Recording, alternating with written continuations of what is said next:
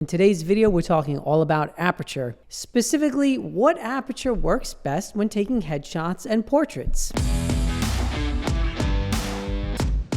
Although depth of field is often discussed in portrait photography, the conversation tends to center around background bokeh. In today's video, however, I would like to address depth of field as it relates to the face itself and attempt to answer the question as to which aperture truly is best for photographing faces. The first distinction I like to make when choosing an aperture is whether I'm taking headshots or portraits. For clarification, I consider a headshot as a head and shoulders only photo, while a portrait is anything with a looser crop than that. I also distinguish headshots and portraits in my studio by the lighting and the poses I use. My headshots tend towards simple and clean lighting, but my portrait work tends to be much more dramatic and, for lack of a better word, artistic. As a general rule, when I'm taking headshots, I prefer to keep the entire face or almost the entire face sharp, and this is for a number of reasons. First, a headshot is primarily a tool, whether shooting corporate or acting clients. The purpose of a headshot is to show a natural expression and capture the subject at their best in that moment in time in order to help them get noticed and grow their career. So for these reasons, I don't want my subject's face to be out of focus for the most part, and I prefer to keep the face relatively sharp with perhaps only the ears going slightly soft. Since I often shoot head-on headshots, this is relatively easy to do and it always looks good in my opinion.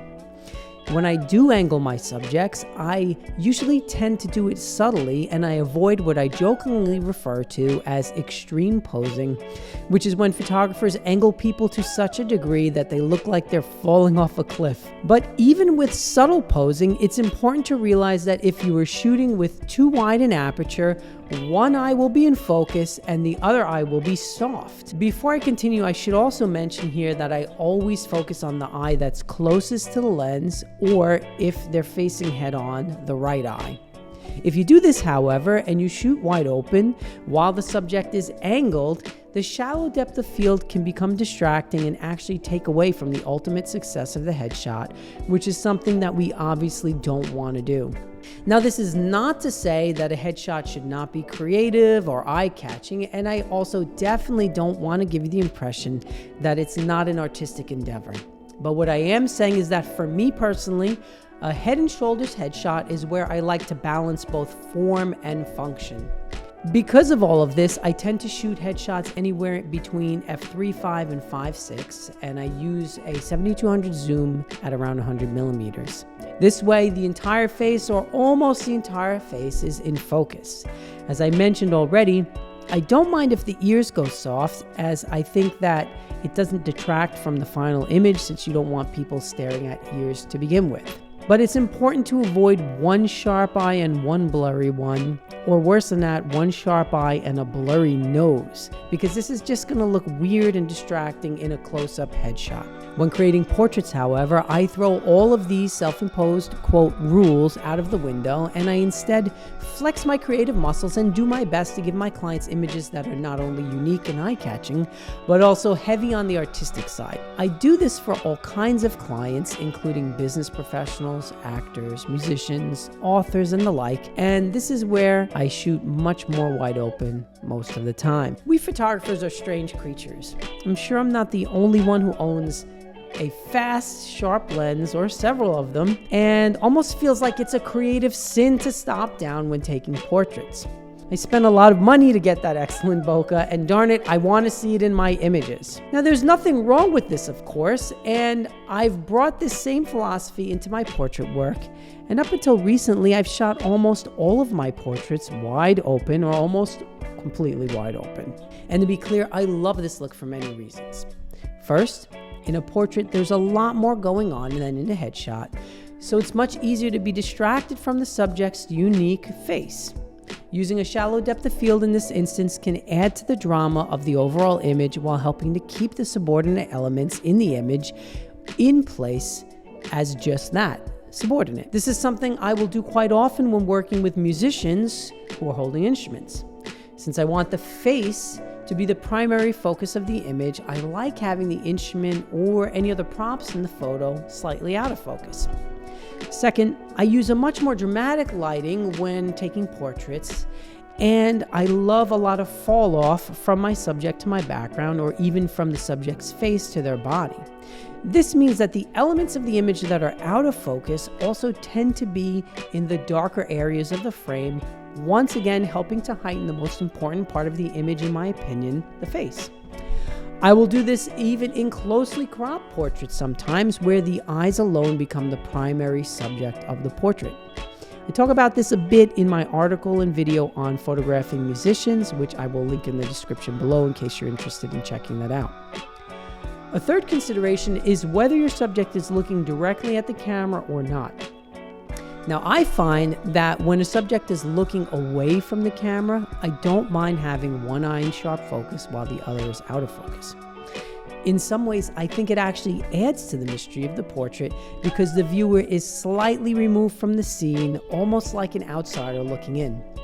The shallow depth of field not only heightens the drama, but perhaps even adds a touch of uneasiness to the photo, which makes it more engaging. One of my go-to portrait moves is what I like to call the political poster move, which is where I angle my subject and have them looking up out into the distance like they're contemplating their future or ready for some kind of epic pursuit in their lives. I absolutely love this pose, and I use it for all kinds of artists, actors, and even for the occasional business person who wants to convey a strong, powerful image that stands out.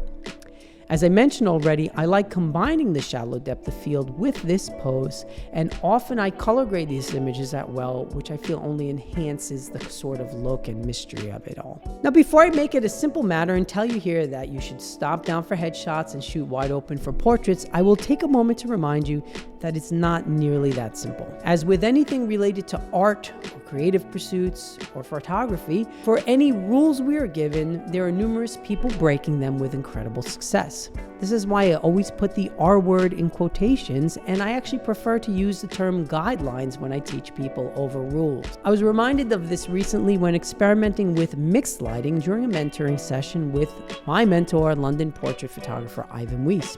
The lighting combined both continuous and strobe with a hard key light position close to the subject without any diffusion.